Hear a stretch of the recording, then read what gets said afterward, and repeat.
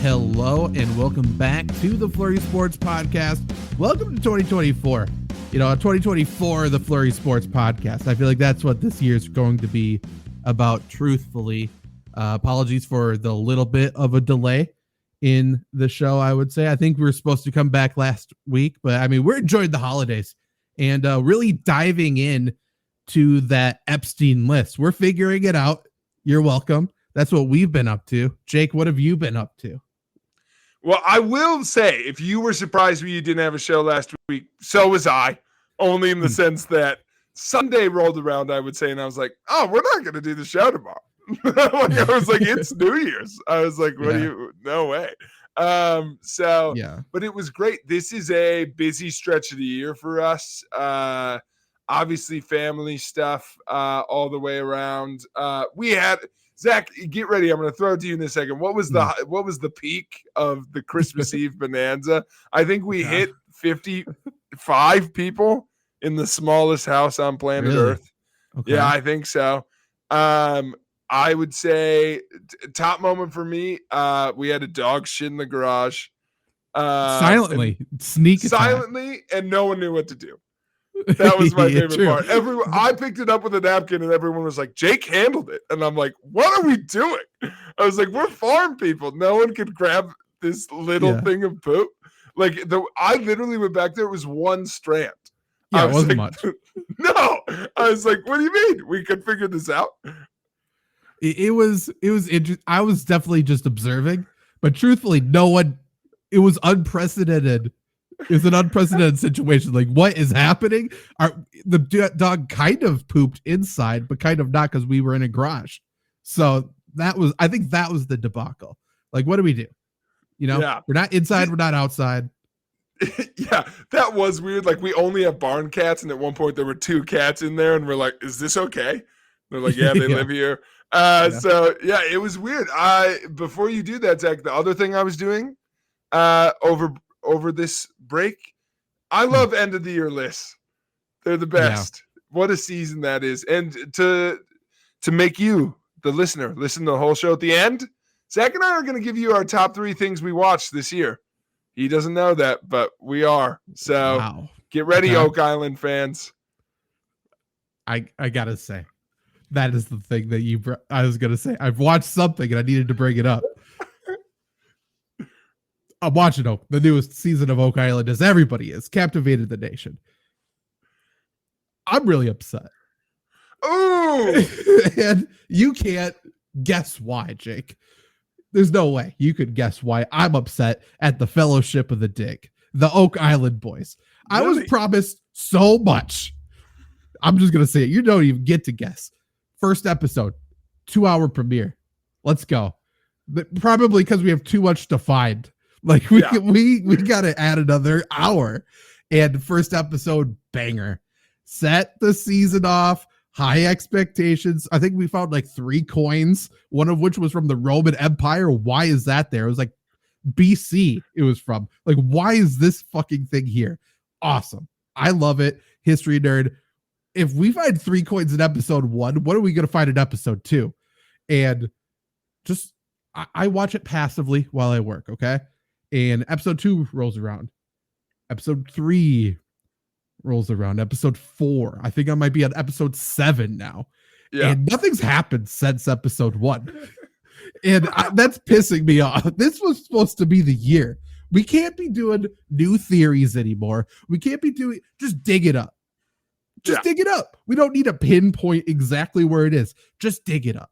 We know whereabouts there's stuff. Dig it up. That's it. We don't need to be careful anymore. We're a decade in.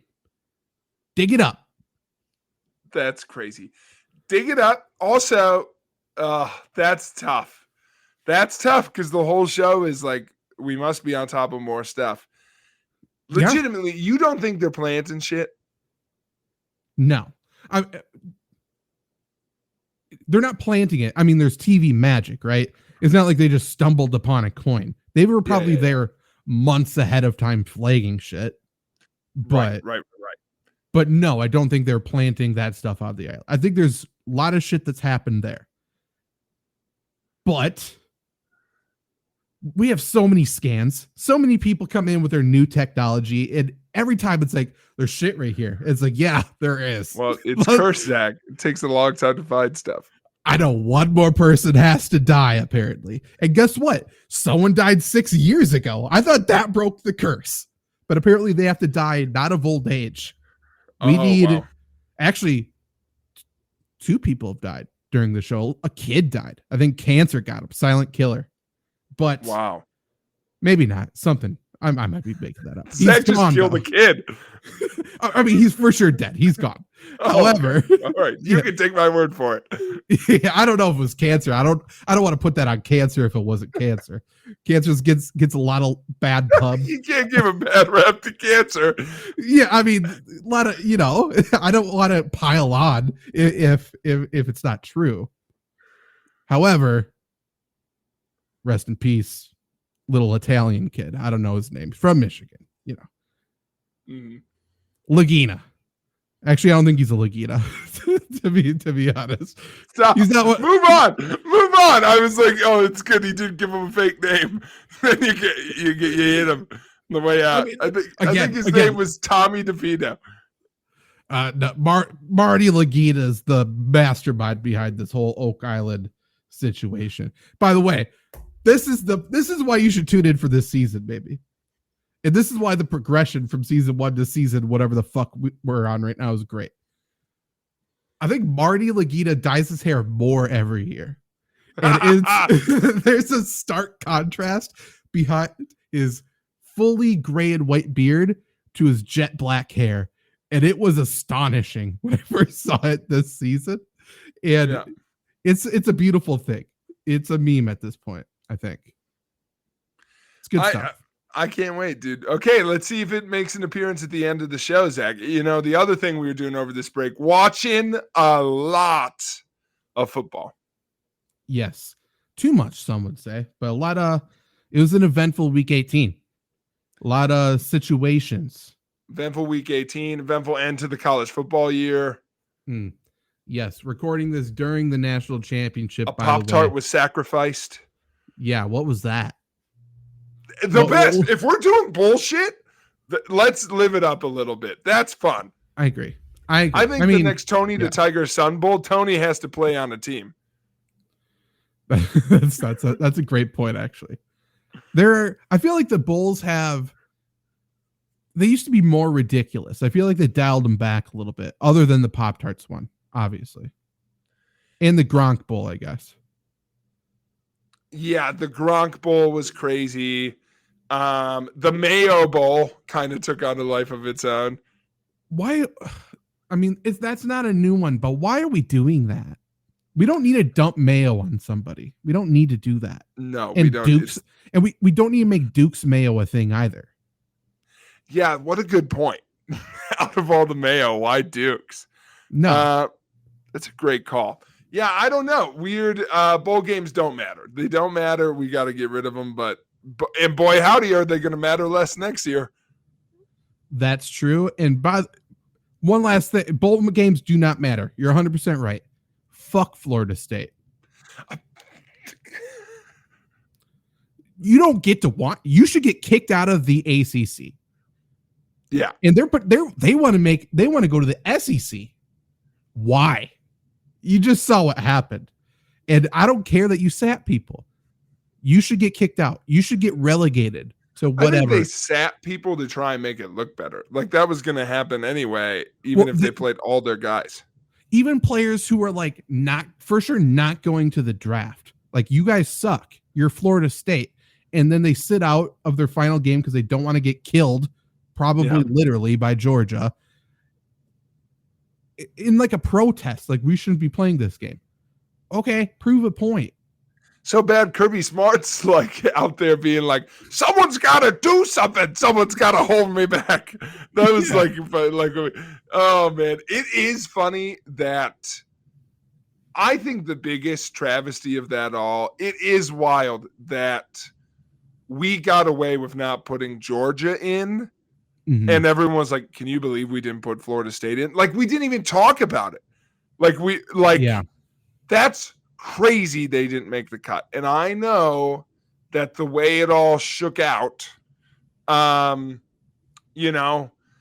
probably the team you would have kicked out for them advanced, I guess, but maybe I not. don't think so. You probably would have had them in over Texas, huh? That would have been what you had to do. That's what I would have done, I guess, but yeah. I don't know. I think so. But it's crazy they weren't in. That's one where they're like, okay. On like the Florida State side, they're like, eye test, you can't get in. On the Georgia side, they're like, don't look right at it. The sun's so bright. Don't do the eye test. They're good, but they lost. Right. And not only that, though, that can't believe Georgia didn't make it in. I feel like across the board, at least from what I've heard from talking heads, whatever, I feel like everybody agrees that the right four were picked, and that's kind of crazy. Yeah, I think so. I think the circumstances being what they are, to that point, Texas should have been in, and it looks. I hope the championship game that you all know how it went down ends up being good tonight because one-score game right now. For sure, once again, the semifinals were great. So proof that the playoff next year is going to be the best thing on TV. It's going to be great. It's going to be so good because that's the only thing now is when the championship game doesn't live up to the two semifinals, it's a letdown. Once there's, TCU. 12. Yeah. Thanks, TCU. Once there's 12 games, we won't get there'll be other letdowns. There'll be plenty of good games. It'll be fun. Yeah. So that'll be good. Yeah. I can't believe TCU. This is the reason Michigan's going to win a national title. They're cursed by the Horned Frogs. I mean, it would be better though, because I feel like Harbaugh's for sure gone, right? It's better if he keeps losing. Yeah. Well, that's interesting. Okay, well, we won't do this too long because the people will know what happened. But I mean, for storyline, Harbaugh for sure he loses here. Mm-hmm. And Washington wins as the Pac-12 dissolves. Right. Is awesome. Yeah. So, and it's awesome because I'm a Michigan hater. I guess I should preface it with that. Same. Because some would say, because Harbaugh's whole thing about going to leave Michigan right now is that he went back to Michigan to repair the status of what Michigan is, and supposedly, money talks, but supposedly. He feels his mission has been fulfilled given what Michigan has done. However, will Michigan fans think that if he keeps getting almost there and losing? Is it enough to essentially beat Ohio State, which is all he's really done so far? I think, and it's tough, again, because you all know what happened. So, right. But if they lose this game, I think they will be calling for that because how do you lose to Washington when you beat Alabama? And people still don't take Washington seriously, which is wrong, but they don't. They don't. Well, they don't take their division seriously, which is crazy because, I don't know how a lot of the people who listen to this show probably watch a lot of Big Ten football. I don't know how you watch the Big Ten and you're like, well, I know Michigan's good. How? How did you know Michigan was good? We didn't know that. Yeah. We did not know that. I was very surprised how well they played against Alabama. Good for them. I knew Washington was good. That was my right. Because they beat people who beat people, and they beat people from other conferences, and they beat Oregon twice. They did everything you needed to. Michigan barely beat Ohio State with some ref shenanigans. But they beat Alabama, which I think is huge for Harbaugh too. That'd be the other thing I say is no matter what happens tonight, they beat Bama. I could see Michigan wins. I don't think they'll say it because they were the 1 seed and very, very good. If Washington wins, for a few weeks at least, we're going to hear people being like, oh my God, why wasn't Georgia in this? It'll be like, well, no one still beat the best team in the, Michigan beat Bama, who beat Georgia, and I guess Washington will beat, Washington is actually 4 times better than Georgia. Because I agree with that. Yeah, they beat the team who beat the team. Yeah. So, that's just math, folks. That's sports math.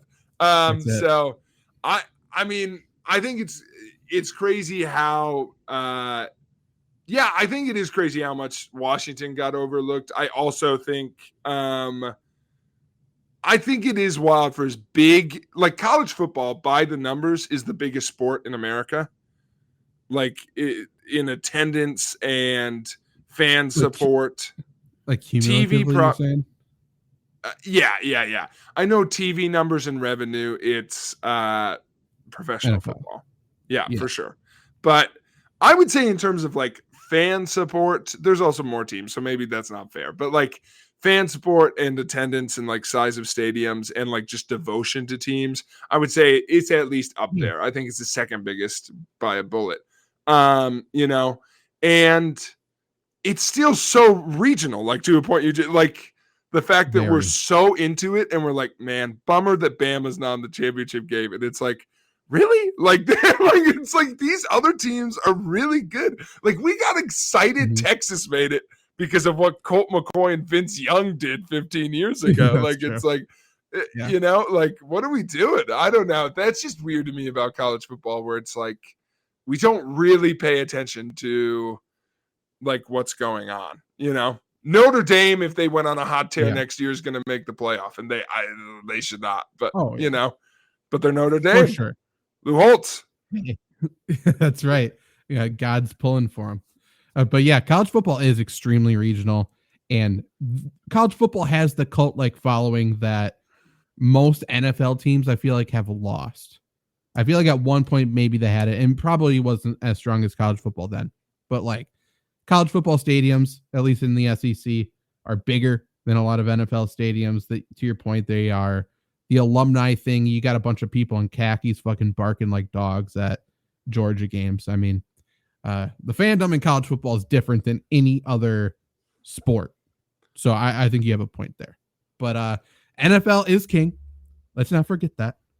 And so let's talk about the NFL a little bit. We're talking about the NFL playoffs, and we're down to 14 teams.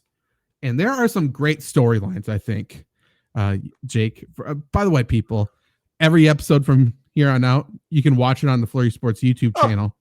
And so if you didn't hear it, Jake was pointing to his Green Bay Packers hat. Go back. Go. Haven't even taken the tags off. Haven't even taken the tags off in case who knows what happens. Have to return it. Okay. Yeah. They have to play Dallas in Dallas, which seems to be a tough place to play. Dallas. Whatever. We're gonna get to the booking, man. Until I see it, McCarthy is in these playoffs to take a dive. I mean, that's insane that Jerry Jones continues to be like, we'll see how he does. We'll see. I'll judge him based on his performance. Like, the Cowboys are finally good for the first time in a long time, and Jerry's not impressed. Jerry hates good coaching. I don't know if we need to like prove that at this point, but Jerry hates good coaching. I don't know. And listen, I'm a biased Packer fan. I'm a very biased Packer fan.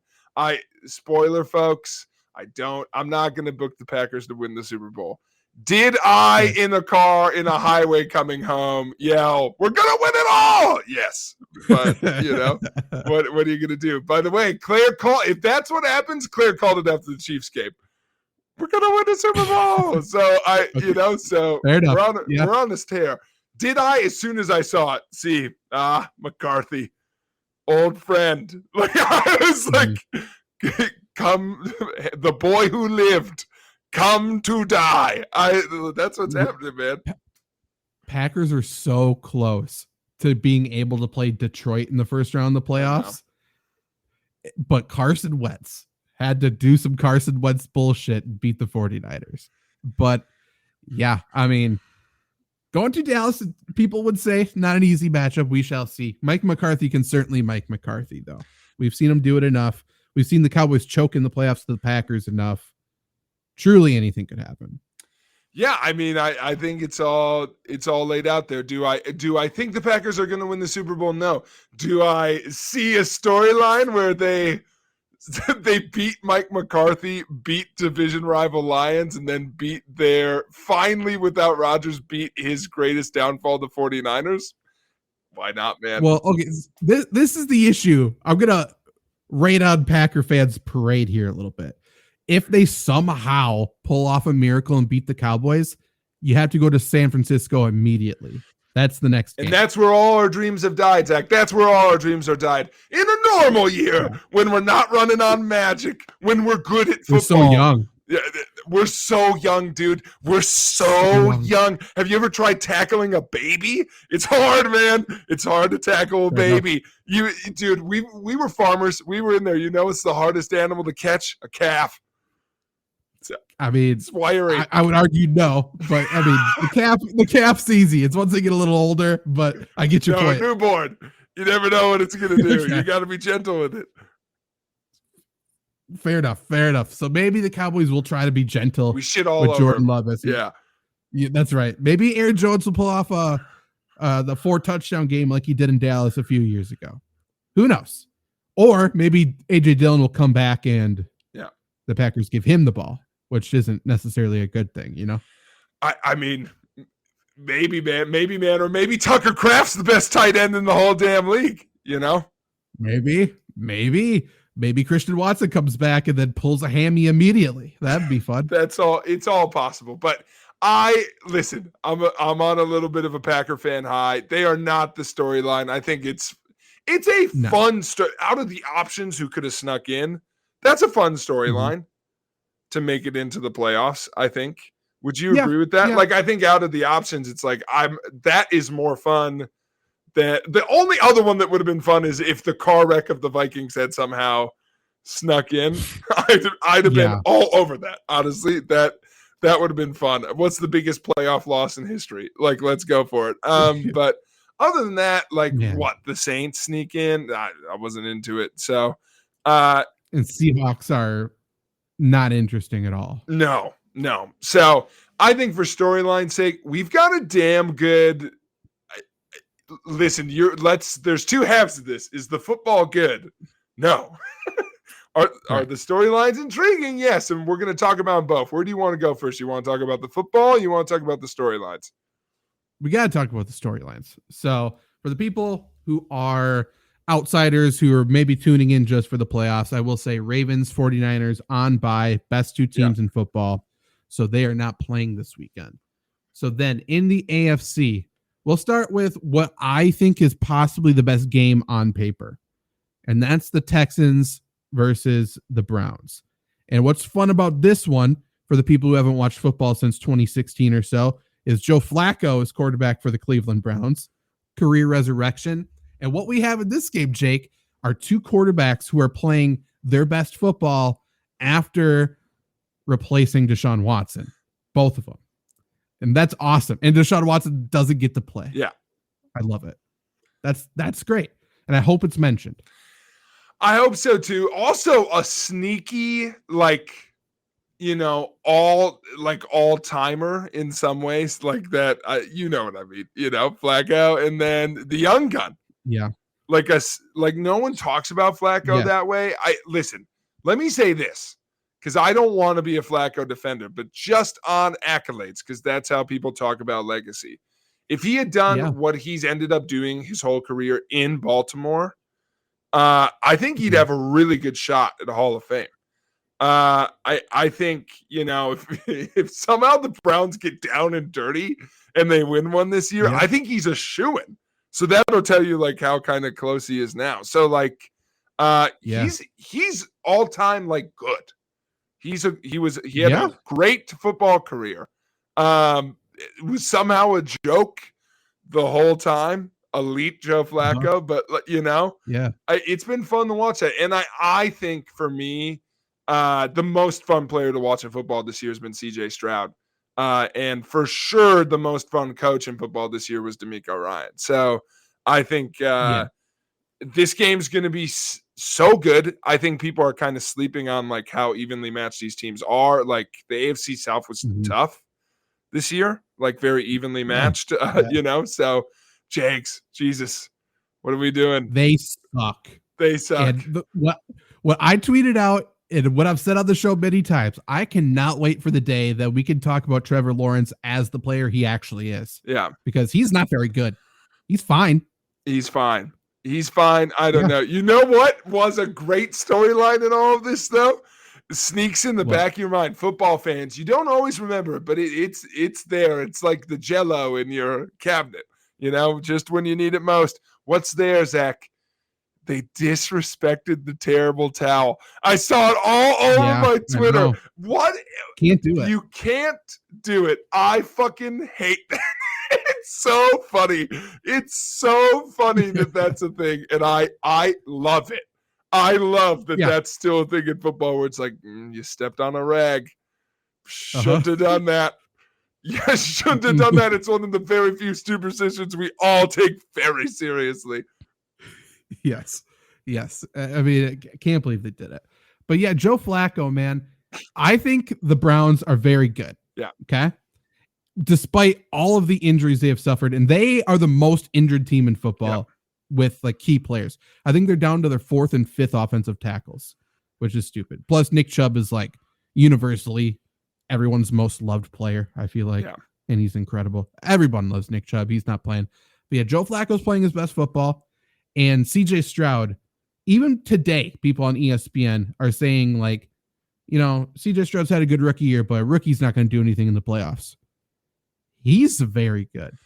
He's really, really good. He's really good. And this defense is a little like hit or miss, but they can produce a lot of turnovers. I'm excited. I think if I was picking the game on football, Myles Garrett scares me in general. I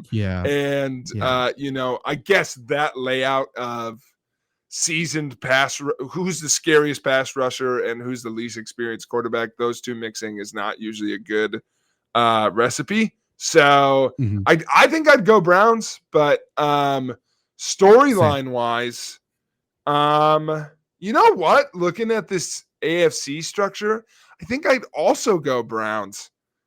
I think maybe there's some fun stuff there with Flacco and this team. There's so much, dude. Yeah. I think there's a lot there. So I think, especially considering one of the teams I think very obviously are going to be on a deep run in the AFC, or could be, I think you go Browns. You know who, assuming all of the higher seeds minus the Browns win, which would mean Chiefs over Dolphins, Bills over Steelers. I think that's what we all think. Yeah. Flacco goes to Baltimore the week after. And that's what we want, right? So like I think that's more fun. And like there's a world where we get like Browns Dolphins, Browns, Bills is fun. I don't know. I think like CJ Stroud is a fun story, but I think there's a lot of mileage on the Browns. So I go that way, I think, for storylines. I agree. The last thing I'll say is CJ Stroud, I've liked him all year, but he won me over today with one line. And he said that he loves being the villain. And I don't think he is a villain, but I love that he wants to be heel. Because he just talked about how loud the Colts were booing him. The Colts made him like the team like stay on the field during like their light show for way too long, stuff like that.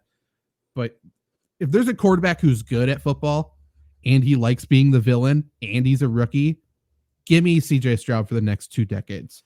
Like he's going to be very good. That attitude is like a Tom Brady thing. He's going to be so good. Yeah, and they're like kind of set up to protect him too. So I mean, I really like it. I think they're really set up well.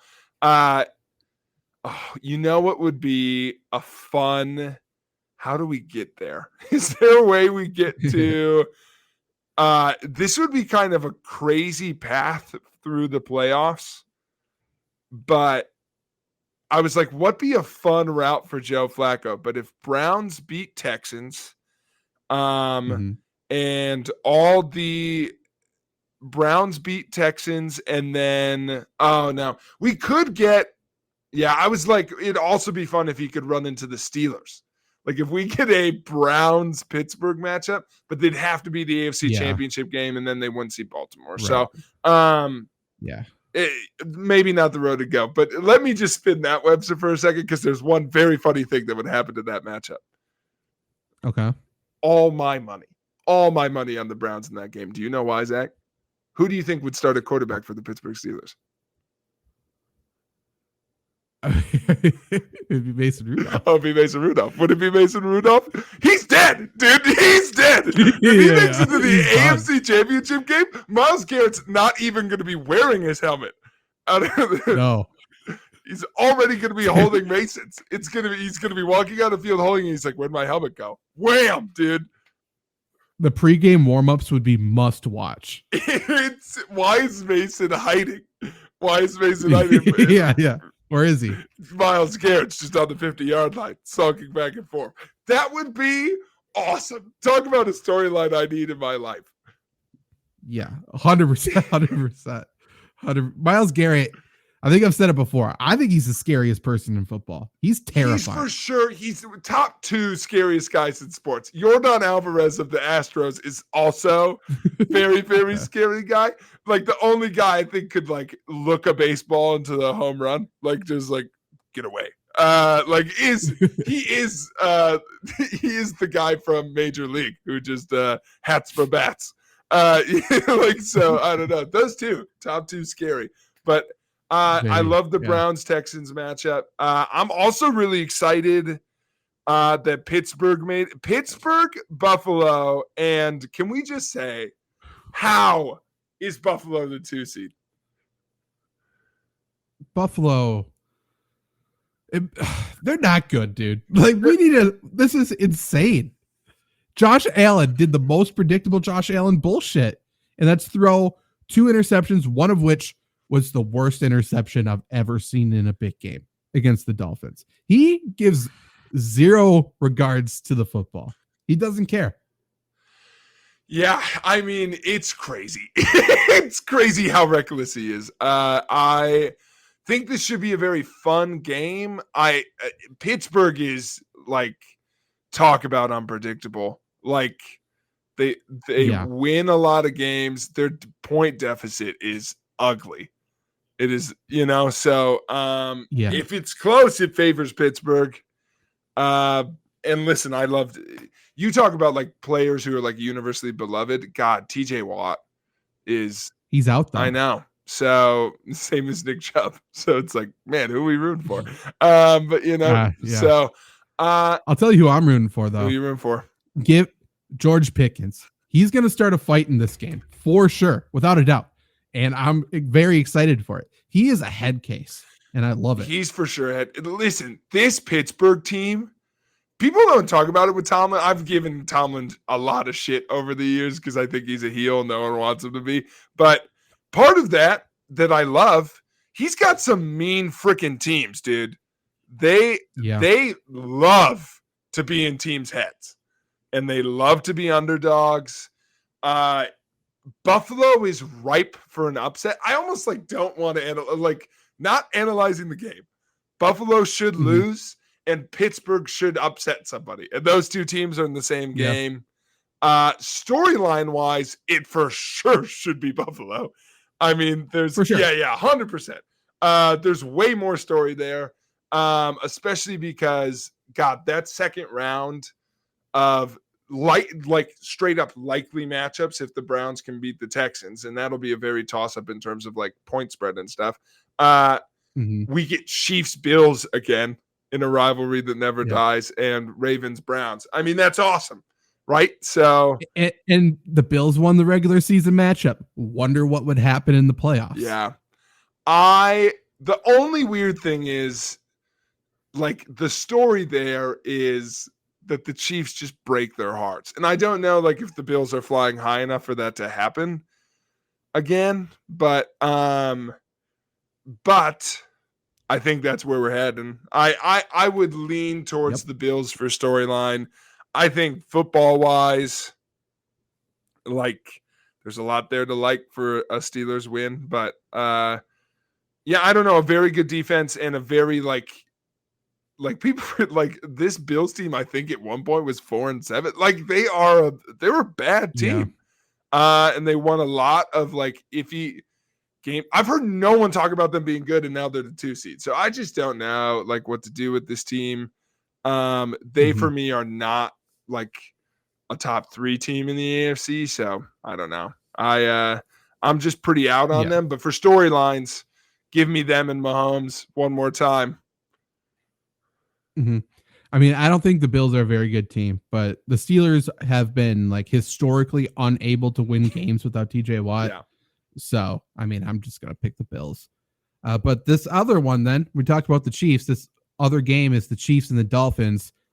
Tyreek Hill this past week saw his house burned down, and now he's going back to his old house where everyone else is saying that team is burning down. It's a real coming of age story. Dolphins are falling apart, injury after injury after injury, and literally the only team that I keep hearing over and over again that has zero chance to win in the playoffs, that are completely dead, is the Chiefs. And I'm telling you, that's where they want to be. I know. We've seen this every single year. Every year. They're fine. They're going to win. They're fine. I mean, they're really fine. I think they're the 3 seed in hosting a playoff game, and they are dead, supposedly. Yeah. Tell me why.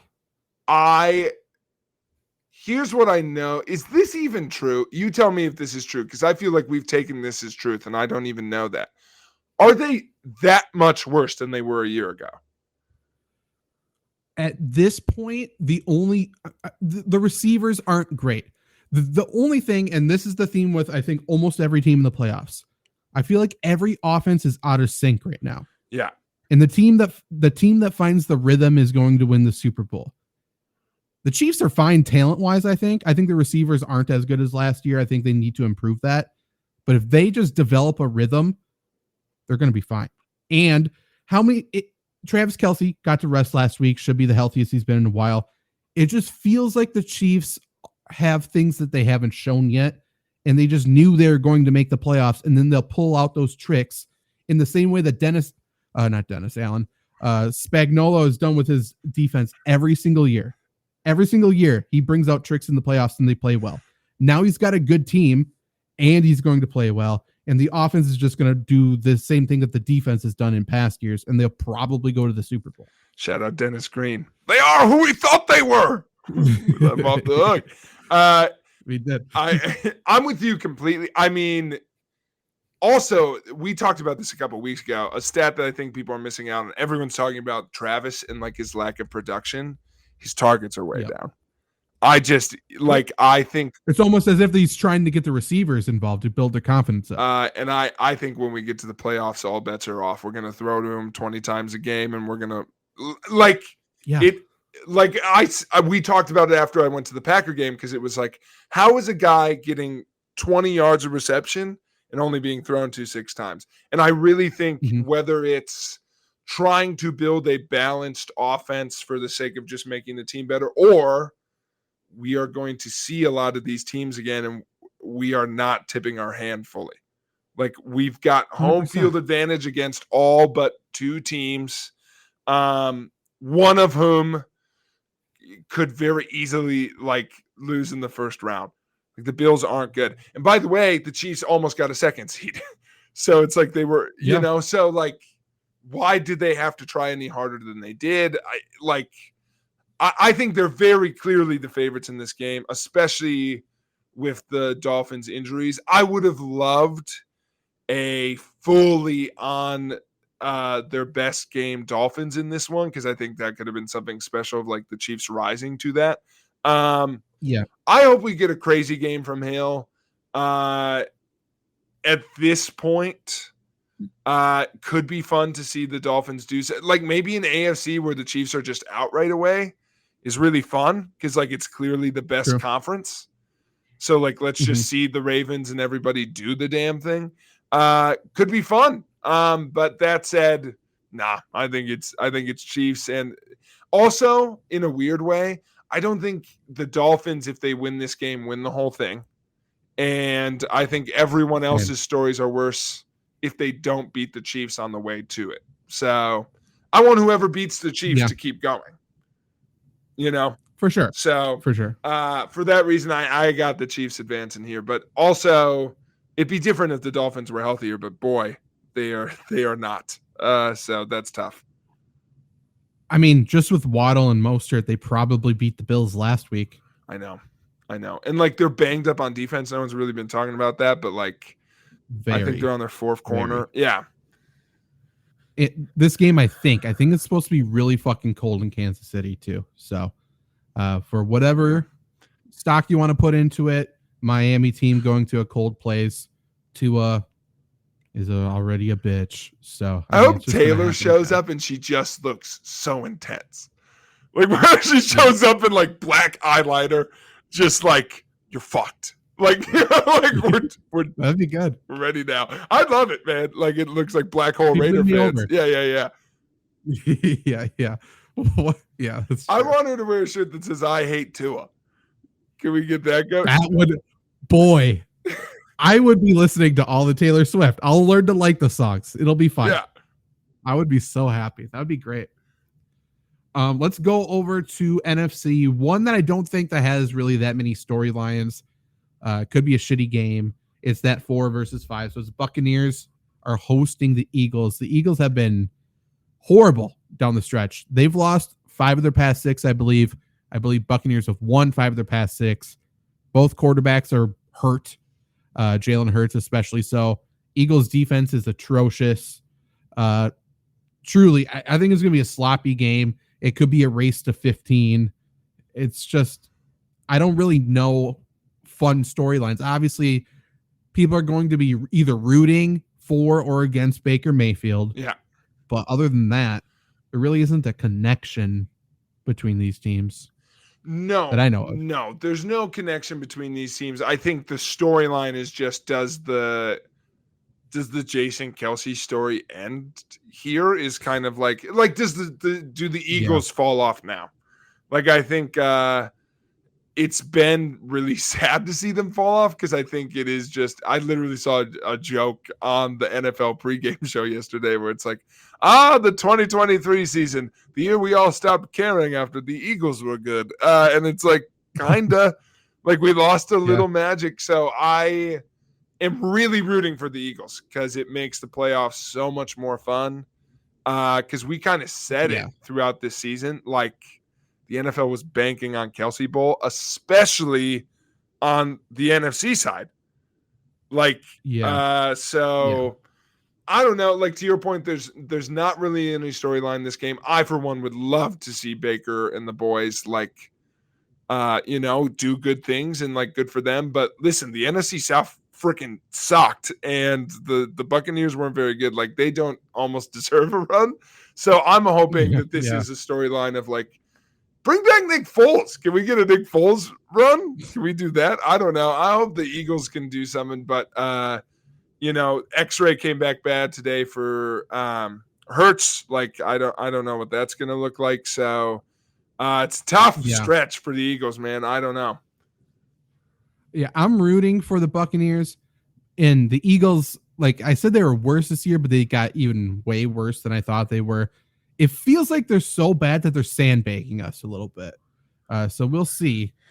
They are for sure playing worse. Like they can't. I sometimes hate when people say this, but they can't keep playing that bad.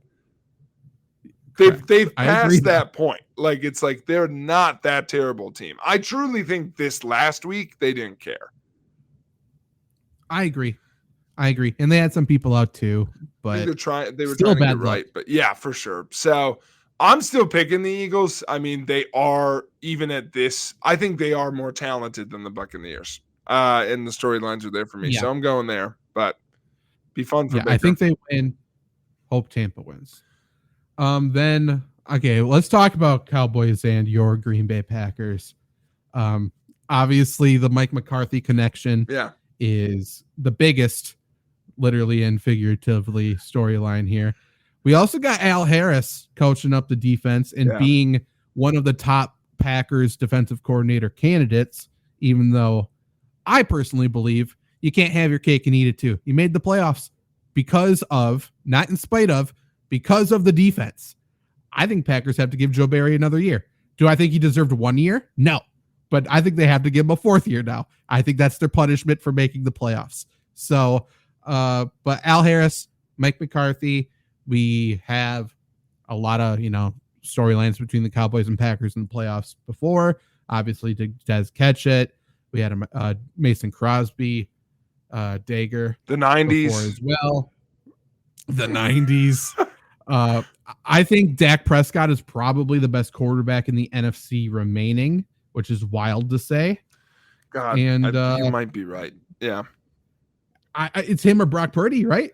Well, famously, you have said those two are just the same player. So that's true. They're equal. You're right. Correct. They're equal. But who's going to be starting for the Rams?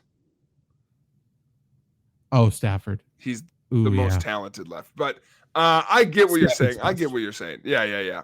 But love Stafford. In this game, in the Cowboys Packers game, I mean, let's get this out there. I think there is a piece of me storyline wise. It's like, this is where the Cowboys lose. Like, like it's like we're doing, like we're doing really, this is so Cowboys. Like, it's so Cowboys to be like, we're good. Mm-hmm. We're better than the Eagles. And then the Eagles keep going and they do not, is like very them. And like, we're pretty good in a bad NFC and that doesn't matter. Like, they've never taken advantage of that. Not once. No. So that said, just objectively football-wise, Cowboy fans, don't go away. Stay there.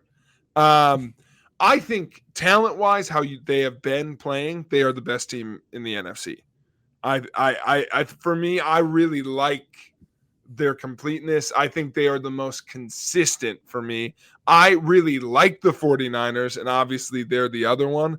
I can't see those two awful games from Purdy and not go, that's not going to happen once this playoffs. Like, I don't know against who, but it's like, I can't see a guy have a 5 interception game and then be like he's not going to throw 2 off against somebody. Yeah, like off day. It's like that time you brought him up. It's like that time Crosby missed 6 in the game and we're like, man, he had a bad day. And it's like, I don't know, man. I think his legs. We kept rolling him out there. Yeah, like got to kick through it. The only thing, we won that game. That was my favorite game of football I've ever watched. Look that up. Packers Bengals. 2 kickers having strokes. Unbelievable. But for this game, I mean, X's and O's wise, you can hear more about the Packers on the Lombardi sweep. But Aaron Jones being back and being good makes a hell of a difference. I do think the Packers have played better down the stretch. They they can create turnovers. They are just not a better football team than the Cowboys. They're just not. I will say matchup wise, it's like one of the few teams they can keep up with. Like, I am not worried about being blown out in this game. I don't know if I should be. We're going to lose by 60 now that I said that. Should be. But yes. You know what? Who knows that? I don't necessarily see that happening. So here's my question to you as you break this down briefly here, because I know you'll talk about it more on a Packer focus show. But I think there are more fun storylines with the Packers going forward than the Cowboys. The future's now, dude. Storylines you won't like. But I don't think anybody cares about the Packers. I don't think anybody does. I think if they beat the Cowboys, and I'm not saying this won't get annoying immediately, we will be hitting the big red he's the guy button. I know, but that's still, I don't think that's interesting. No. But it will lead all sports talk for a week. It will, but Cowboys already do that without doing anything. I know. The Cowboys need to be there to have someone to root against. That's their job. Yeah, that's a great point. Okay, you've reeled me back in. Okay, I'm going to pick Cowboys. That's a great call because this whole time I was like, how can I root for the 49ers? That's how. Okay. Yep. You've reeled me back in. Okay, there you go. I'm back. Just gotta remind everyone how much everybody hates the Cowboys. Yeah, including most Cowboys fans. It hasn't been the same since Will Kane left. That's true. That is true. Lastly, in the NFC, my favorite storyline, talked about it a month ago at this point. Lions host the Rams. Stafford comes home, and we got Jared Goff against his old team. So after Stafford leaves, gets traded away, but leaves, wins the Super Bowl, finally gets to play a playoff game in Detroit. Will he get that win? But to the detriment of Lions fans, or will Jared Goff stick it to his former coach? and have Lions fans feel like they won that side of the trade. What do you want to happen? Rams win. I can't believe I'm going to say this. I love the Lions. I want the Rams to win. Yeah. I really like this Rams team a lot. I think so too. I think people are forgetting that like this is essentially like they're very close to that Super Bowl team. They just didn't have the health. Yeah. I sneaky think this is like the clear dark horse in the NFC. Like if it's not, besides just like I guess the Eagles returning to life, like it's 49ers Cowboys, and I mean this Rams team getting in the mix would be so fun. So I personally would love that just because, well, let me say this. Maybe this is what I truly feel. I will be rooting for whoever wins this game to win the NFC. I agree with that. Yeah. Unless, like, listen, I am a pack. Like, what am I gonna do if we make this? If we make the Super Bowl, But I don't think that's gonna happen. So, like, in a realistic world, I'm rooting for whoever wins this game to win the NFC. Because I don't really care about the Eagles until they're in the Super Bowl. To be totally honest with you. True. So the NFC Championship game, if that rolled around, I'd be firmly Team Eagles again. But I'm just like right now, like I'm uninterested in them, and I feel like they've played so bad down the stretch that Jason won't retire no matter what happens unless they win. Probably true. So I think that's where we're at with that storyline. So for this one and how these teams are playing, I can't believe I'm saying this because I think Dan Campbell's a breath of fresh air. I think we could see a storyline here of like the Lions finally did it, and everything that brought them to the dance is going to cost them. Like they're going to be too aggressive. Like that's kind of what happened last week. Like they kept playing all of their players, and then Laporte is out now. I know. Like they kept getting injured, and I just think like seeing Stafford beat them is going to be a moment of like, oh, that's what we were supposed to be playing for, not just like making the playoffs. Yeah. Like I think this is the setup to hopefully a real run at it. Like this feels early for that. I unfortunately and maybe my mental block is just it can't be Goff. Like maybe it's just a mental block of like every time I envision the Lions finally clicking, it's someone else at quarterback. But put Teddy in there. And oh my God, let Teddy go. Let him do it. What's Phillip Rivers doing? I don't know. Like, let's do something. What's great point. Let's bring back a Lions legend. What's name one. What's Scott Dante Mitchell Culpepper doing? Oh yeah, him too. One name you didn't mention, and one name I don't think anyone's mentioned this season. Aaron Donald's still here. For sure. And he's playing really well. Literally no one's talked about him. It's kind of like how Von Miller. We went past the Bills without mentioning Von Miller. He's also being too quiet, especially with the allegations against him.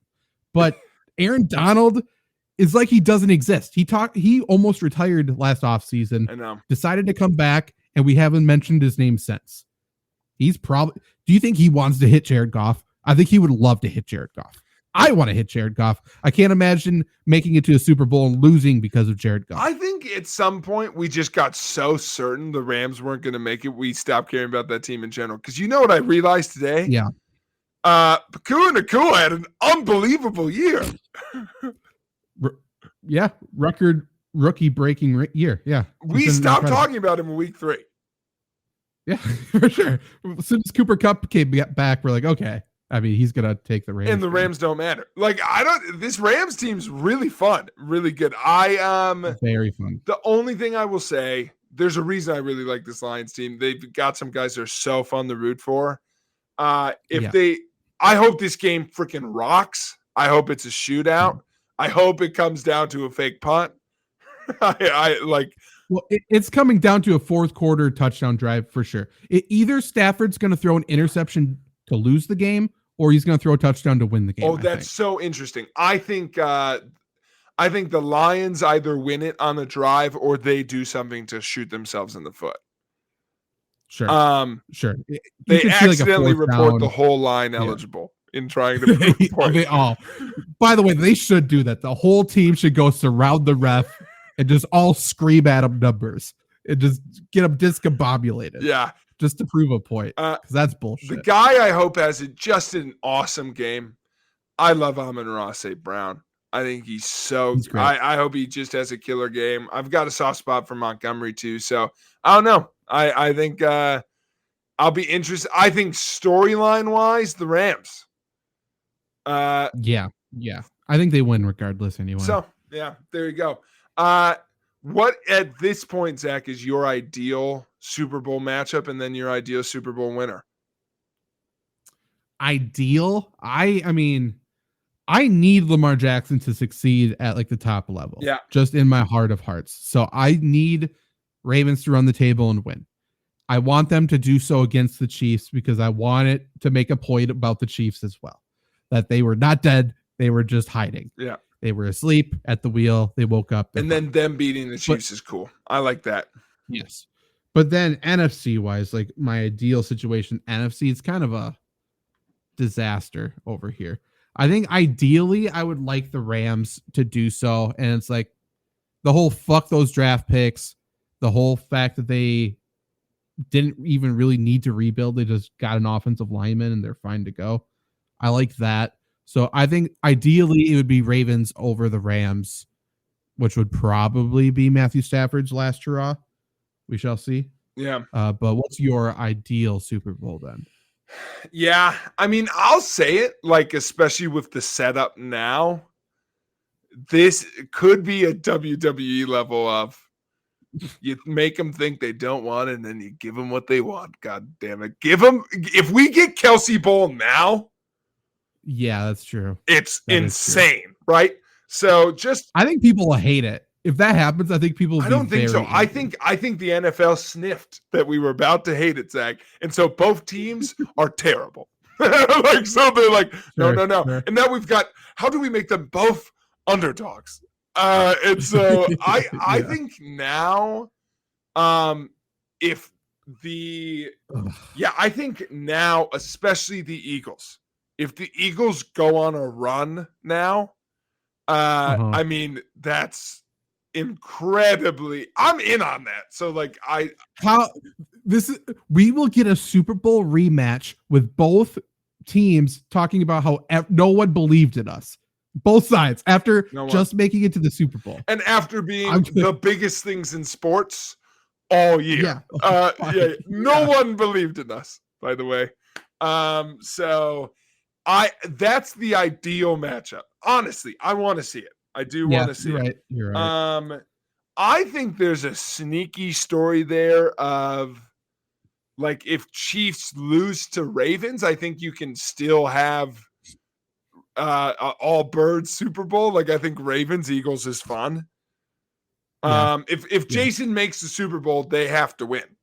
So that's my only thing there. But I think that'd be fun because you set up the Ravens for the future. And there's a little moment there of like, I think Travis has a really interesting, like if you watch the show, like he feels really bad about like not having the ideal like setup with Jason in Cincinnati and stuff. Like I think if Jason goes out without it being against Travis, that's kind of a good story. I don't know. I think there's something there, but otherwise, like out of what's actually happening and in real life, I think the story that I am rooting for at this point is also far-fetched, but whatever. Give me a matchup that no one's freaking talking about. I want the Browns to have to go through the Ravens and then go through the Chiefs. And we get Joe Flacco and the Browns of all teams in the Super Bowl. And I want that Browns team against the Rams team. I think a Stafford Flacco matchup, like that would be on Death's Door. What year is it? Hello? 2013? Is that you? It's a retirement match for sure. I think so. Whoever loses has to go. And like, I think that Browns team and that Rams team, very at like different stages, is very fun. Yeah. So that's just like a gross, fun football matchup. Like, I don't, for you know, so like the Aaron Donald, Myles Garrett. Oh, that is a football fan's Super Bowl. Yeah. That would be incredible. I would love that. So that's like my fun mash them up thing. My tear your eyes out Super Bowl is I cannot watch. I will not watch Bills 49ers. You can't make me. Yeah, I won't do it. Everyone will tell me how cool that's going to be and how much it means. Everyone's going to tell me how much Boomer picked that in the 90s, and I'm out on it. Yeah. No one wants the 49ers to succeed, right? Everyone's rooting against Kyle Shanahan. And does anyone at this point want the Bills to? Like, I don't think we do. Like, I don't think, no. No one wants no one likes the Bills. No. Truthfully, I don't think. And I don't. Purdy has somewhat made the 49ers rootable because, like, it's a little bit like, what about that average guy out there? Which he's not that bad, but like, he is Dak Prescott. Yeah, but he's fine. You know, I don't know. So like, but no, I don't think so. I think in that matchup, like, why can't the 49ers just be heels? That's what I don't get. Like, just commit. But it is, or faces. I don't know, but Shanahan can't be face, and McCaffrey. They have to be heels. Yeah, Shanahan can't be face, and unfortunately, freaking Purdy and McCaffrey can't be heels. I think so. Maybe. I think Purdy more than McCaffrey. Yeah. McCaffrey's tough, but McCaffrey's already hurt. McCaffrey is already hurt, but will he be by that point? But that's my rip your eyes out. I don't want that at all. Bosa should be heel. Kittle's hard to be heel too, I think. Yeah. You know what's interesting? Yeah. Who, like, is the Chiefs, like, I don't want the Chiefs to win, right? We kind of both talked about the Chiefs going far. I do not. I want the Chiefs to lose to somebody this year. I mean, I want in terms of out of the AFC teams I want to win it all, it'd be Ravens, Browns, then I think Chiefs are my number 3. Well, I mean Texans. I just don't give them a shot. Yeah. Texans, then Chiefs. I'd have them only above the Bills. I mean, in want, you know, like and combining those two is obviously different, folks. So listen to the rest of the show. But like, just in terms of want to, like, I mean, yeah, they're last besides the Bills. And honestly, I know I just shat on the Bills because this can't happen. But in a world where Bills beat Chiefs in AFC Championship game, then I'd be in on the Bills. In that, like, I might be rooting. I still don't. The Chiefs might be last. I don't know. Like, it's just like they've done it. That there isn't really a. How many times can you tell me that no one believed in us? To your point, like, I don't. I'm out on it. We did believe in you. I don't like Mahomes. So Motto. He says all that stupid shit. Don't like him. I love Andy Reid too much to root against the Chiefs. He alone makes the Chiefs a team I root for. Yeah. But I like their defense. I love Leo Chanel. Yeah. Obviously. But the rest of that defense I like a lot too. So offensively, Travis Kelce unfortunately is going a little bit lower for me, but I still love Travis Kelce too. Yeah, I agree. No, it will be fun. I think this playoff, there's some really good matchups in the first round. I think that's been the first time I've been that excited for a first round in a long time. Specifically, Rams, Lions, and Texans, Browns are. Yeah, I'm really excited, and Chiefs, Dolphins. Like, I'm pretty pumped about those games. And honestly, out of all the Packer matchups, I was not that into Packers Lions. Like, I was like in the first round. It wouldn't have been exciting. No. Yeah. And maybe it was because I really wanted Rams Lions. So that I'm sure was it. But I don't know. I think we got pretty cool matchups across the board. I think there are a couple that really don't do it for me. Like, no, I Sure. do not care about, like, Eagles Buccaneers seems like it's gonna suck. But you know, do not care. no, do not care. But otherwise, let's go. Some good football. I hope it's good down the stretch. Because this could be where it gets fun, Zach, because I think we've been pretty clear all year that like the quality of football has not been there this year. But does that mean it's going to be well contested at the end of the year? I don't know. Could be. Not sure, but speaking of bad football, really quick, I want you to rank the teams. Yeah. 1 through 14, most likely to win the Super Bowl, least likely. Then I'm going to give you their betting odds because I think it's a little bit shocking. All right. In some spots. Most likely, I mean, just to be transparent, I think the best team remaining in the playoffs for sure. I don't know why I said remaining. Like there's a secret team that didn't make it that was really, really good. The best team in the playoffs and in the NFL is the Ravens. I am not going to pick them for best odds because I'm going to pick an NFC team because they're worse. So I'm actually going to go, for me, best odds is 49ers, then Cowboys, then Ravens, then Chiefs. And then if I had to pick a fifth team, I would go, God, I feel like I have to pick an AFC team, even though it's harder. I guess I would go, shit, who else do you pick in the AFC? I guess you go, Bills to round out that 5. Okay. So top to bottom, 49ers are like by far the favorites to win, plus 220. Yeah. Then the Ravens are second, plus 320. Okay. Then there's a major drop off. The team with the third best odds to win the Super Bowl is the Buffalo Bills. That's insane. Yeah. They're not good. Like what did you watch? What are people watching? I also, folks, I need to say this out loud. Just because one of the Kelseys is doing bad does not mean they both are.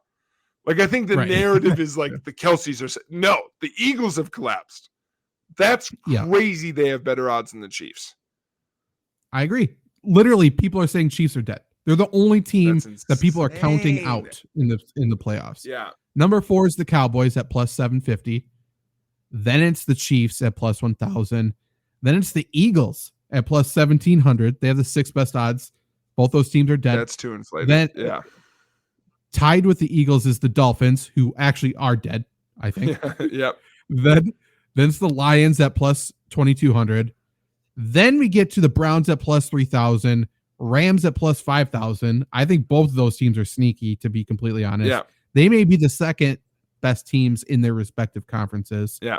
And then we got Texans plus 7,000, Buccaneers plus 9,500, Packers plus 10,000, and then Steelers plus 13,000. I think it's wild that the Texans are that much lower than those other teams of that ilk. Like the Texans are about as good as those. They shouldn't be any higher, but it's like their odds should be closer. I will say those rankings are bonkers, and I think they're a little horseshit. But like, take it up with FanDuel, dude. FanDuel? No. Let me take the gloves off, FanDuel. Here we go. Okay. Problems with your list. Number 1, Ravens aren't even 2. They're not. They're not. The odds of any team winning the AFC is not as high as the second best team in the NFC winning that. There's literally only 2 good teams in the NFC. So you're wrong there. That's true. Wrong number 2. The Buffalo Bills suck. That's true. That's for 100%. Wrong number 3. The Eagles are too high. Way too high. Yeah. They've been bad. Like, they've been embarrassingly bad. That's right. Wrong number 4. Packer odds are too high. Too high? Okay. We got no shot. Second lowest. I agree, but yeah. If that was going to be my only other thing. Boy, are there, like, I know we just did a whole show. In a world where we're not, like, rooting for things, God, there are only 3 teams who can win this thing, huh? I've said that since week 3. Hey, man. So, hey, you know what? And it's still but give true. credit where it's due. Congrats to the Chiefs, Rams, and Browns. Yeah. You heard it They in came first. out of nowhere. Yeah. Yeah. No one believed in us. Hey, what team was believed in, by the way? Could I get that in writing right now? What team is going to win the Super Bowl? Back then? No. What team is going to win the Super Bowl and then into a microphone and say, thank you all for believing in us? No one, right? No one believed it. They're all reverse Tinkerbells. Yeah. Clap if you want us to live. Like, what are we doing? That is true. And also, why is it a good thing to not be believed in? I don't know. Yeah. I was on my own once again. Once again, no one likes me. Once again, I was doubted. Man. Yeah. Correct. Now we really would like you to leave, actually. Everyone said, there's a possibility I may lose. And those people were wrong. Because I am winning. That's right. As you can see now, you were wrong, and I need to tell you about it. Thank God as well. There were many people out there with differing opinions. Some of them didn't have this outcome. And to those people, I say, fools! Got him. Kelsey, come up here and cut a wrestling promo. Jabroni. Your mayor's a jabroni. We're good to go. Cut him out. Very good. If the Chiefs go on to win at least the AFC Championship, he has to call out the mayor of Cincinnati still. He can't let that feud die. No. It is so funny that a mayor got called out. Okay, quick top 3. Travis Kelce's top 3 funny moments. Okay? Ooh. Okay. I think I've got it here, but you tell me if I'm missing one. Okay? Yeah. I got 2 for sure that come to mind. Yeah, I'm going to go sneaky number 3 that people forget about. People know that he loves the Beastie Boys. People forget that came from after they won the Super Bowl and he got drunk and couldn't remember any of the words to You Gotta Fight for Your Right to Party. So he just kept screaming, you gotta fight for your right to party. I think, oh God, I had another one besides Jabroni. An obvious one. Yeah. I got it. It came back. I honestly think number 2, hey, the mayor of Cincinnati, you're a jabroni. Yeah, so funny. Number 1, I've been waiting my whole life for this moment.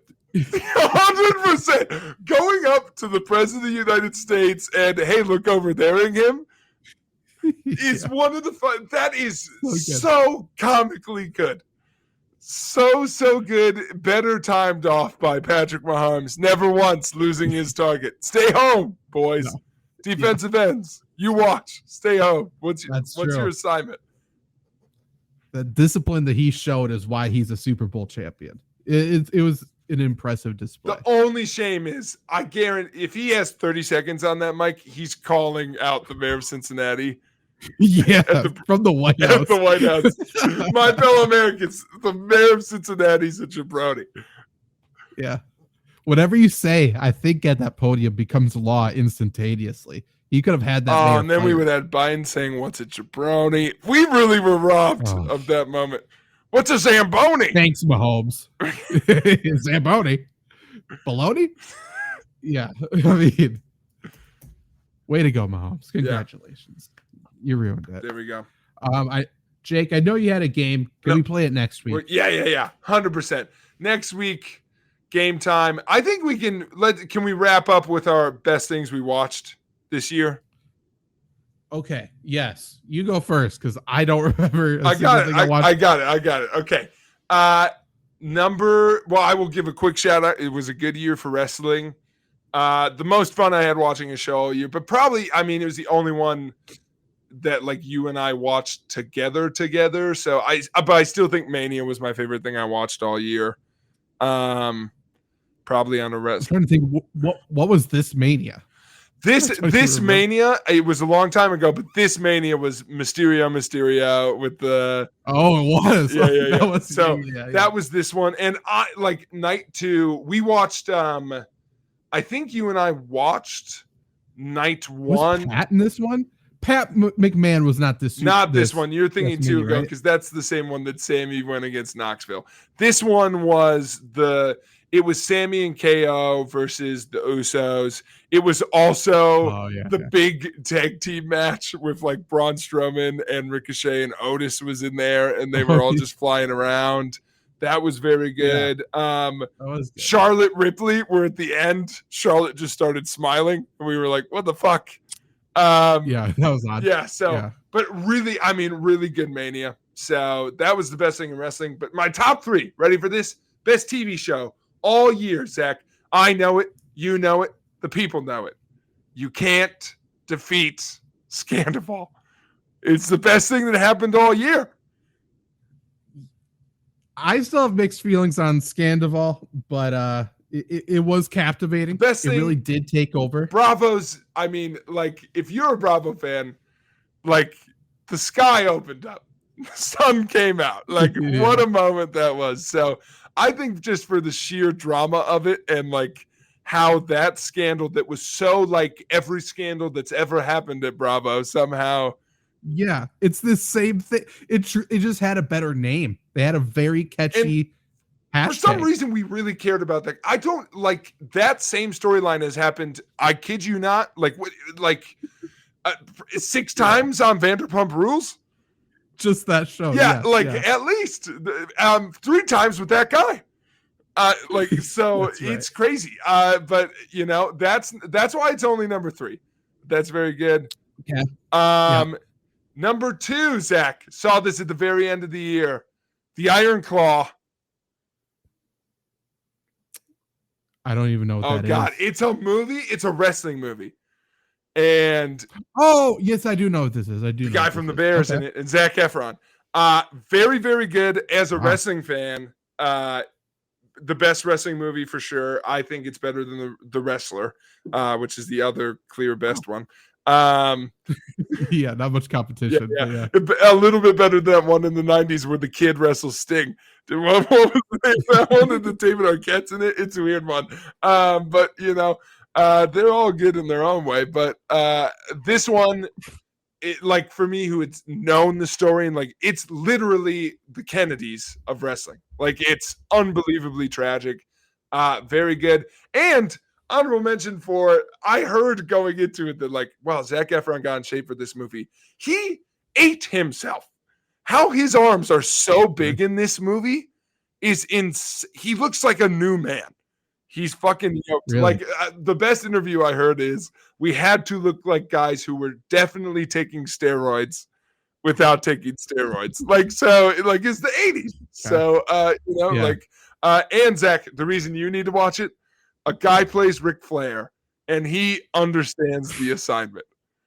Does he? Okay, good. A bad Ric Flair would have been sank. Oh my God! If there's a moment, it's like a sad part of the movie, and like wrestling fans, non-wrestling fans won't get this, but like for me in the state, like there's a sad part in the movie. And it's like, wow, they're gonna make it up to you. You get to face the current champion. He's like, oh, who's that? And then he cut, and he's like, you might be wondering why I'm standing in this shithole in my alligator shoes. And I'm like, he's here. I was like, it's so, he does the whole promo.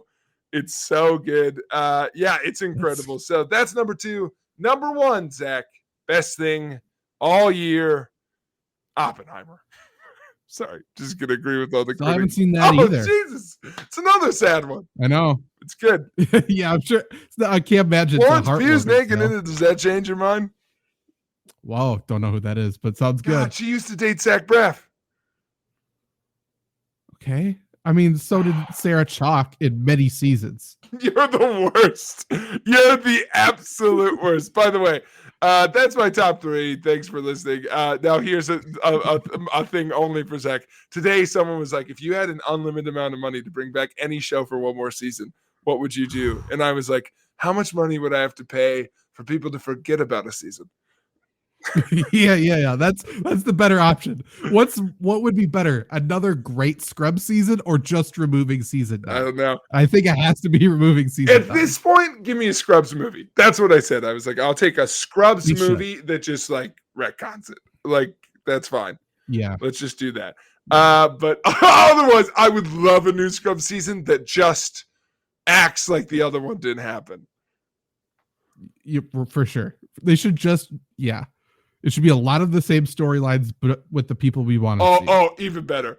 New Scrubs season, and it's just season 8. Yeah, so it's just playing again. Honestly, it is the last one then. It's like, oh, we're done. Okay, cool. Yes. Oh, God. If that final scene in season 8 ended up being the final scene, greatest show of all time. But now it's tainted with fucking Aziz Ansari. Yeah, so bad. Do you got a top 3 for the year? I'm still trying to figure out like what TV show. There's some TV series I watched that was great. The best UFC fight I saw, I think, was Moreno Pantoja. So that was I think it was flyweight championship. That one was just a fucking bloodbath, just a war.